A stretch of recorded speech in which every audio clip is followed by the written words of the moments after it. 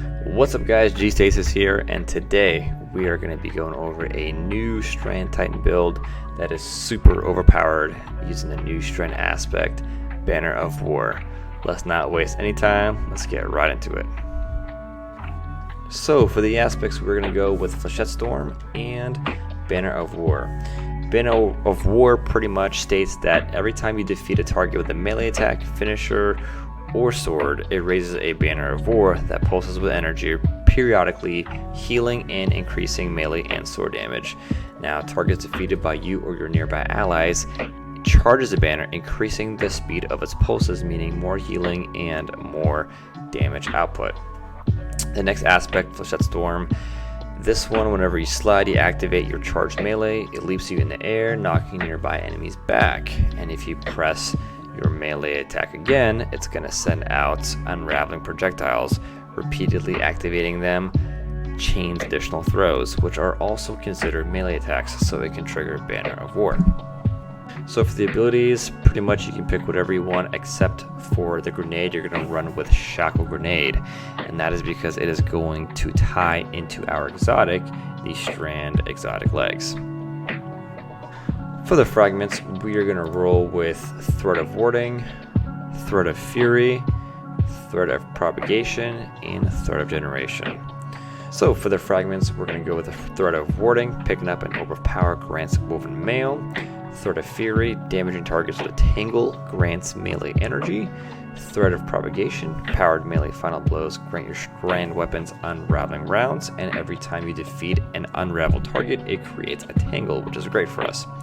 And also Threat of Generation, dealing damage generates grenade energy. Again, it's going to tie in with our Shackle Grenade, which is going to tie in very well with Abeyant Leap. Abeyant Leap does improve Drinker's Lash, but we're not going to be using it in this build. The main focus of this is gaining Woven Mail while suspending targets, which is what our grenade will do. And our fourth fragment will give us increased grenade regeneration every time we deal damage, so it works perfectly. Going over the mods, we're going to start with a helmet here. So first we're going to go Heavy Ammo Finder to increase the chances of dropping sword ammo, because we're going to be using the sword a lot in this build, and as well as a dual siphon. Now I would do a strand plus whatever your energy weapon is going to be at the time. Next is going to be the gauntlets. We got heavy-handed and melee kickstart. Heavy-handed, powered melee final blows create orbs of power, so we should be creating tons of orbs of power in this build. As well as melee kickstart, whenever our melee energy is fully depleted, we're going to gain some melee energy from using one of our armor charges. Our chest, we're going to roll with Concussive Dampener, because this season has a lot of fucking Screebs. It just does. I've died so many times to Screebs and explosive damage from boomers, you name it, whatever. Concussive Dampener is going to be your best friend here. And last but not least, emergency reinforcements. Every time our shields become broken, you gain temporary damage reduction. So this build's going to be crazy damage reduction, crazy melee damage regenerations. It's a lot of fun. Alright, for the leg armor, again, we're going to go with Abeyant Leap for the exotic. We're going to roll with Better Already, Elemental Charge, and Absolution. Now, Better Already is going to automatically trigger health regeneration when you pick up an overpower.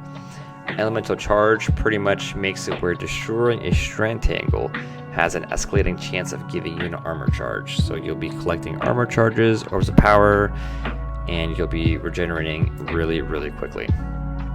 And last but not least, Absolution reduces all ability cooldowns each time you pick up an overpower. Again, we're just going to be making a lot of orbs of power, Strand Tangles. It is insane. Last but not least, we got the Titan Mark. We're going to go with Outreach, Distribution, and Time Dilation. Outreach reduces melee cooldown when using your class ability, reduces all ability cooldowns when using your class ability near targets, and we're going to go with Time Dilation. Decaying Armor Charge has a longer duration. Now this one you can kind of flip around and do something else, but it's totally up to you. We have already tons of armor charges at all times. So totally up to you again what you want to do.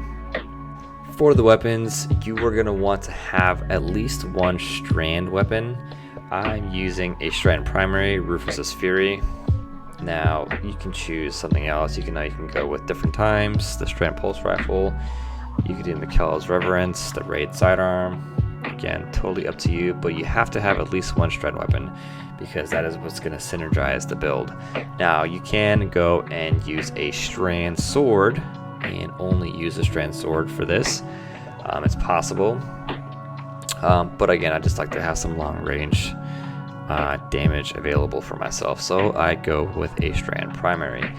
Your secondary or your energy weapon can be whatever else you want. Just make sure your siphons on your helmet match whatever is in that energy slot. That way you're making Oars of Power all the time. And for the last one, because this build does trigger Banner of War through melee kills, you don't necessarily have to use a sword. I use a sword because it's really fun. The Season of the Deep sword, Thin Precipice, is a really good choice. You got the Vortex Frame, you got the Unsated Hunger. It is a great sword. I will be at the end of this video just doing a gameplay showcase of the build, so if you want to skip all that and just go see how it looks, feel free to do that. Last but not least, we got the artifact mods. I'm just going to go over the key mods that you need, and then whatever you have left over, you can do whatever you want with it. So for the first one, you want a dual siphon mod. You want a Strand plus whatever your energy weapon is going to be at the time. You're going to want Thanatotic Tangles. Strand weapon final blows have a chance to generate a Tangle. Again, Tangles are huge in this build as well as melee kills. You're going to want Refreshing Pickups.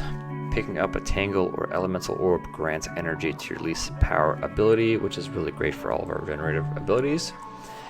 Elemental Munitions. Combatant final blows with Tangles or Elemental Orbs have a chance to drop special or heavy ammo.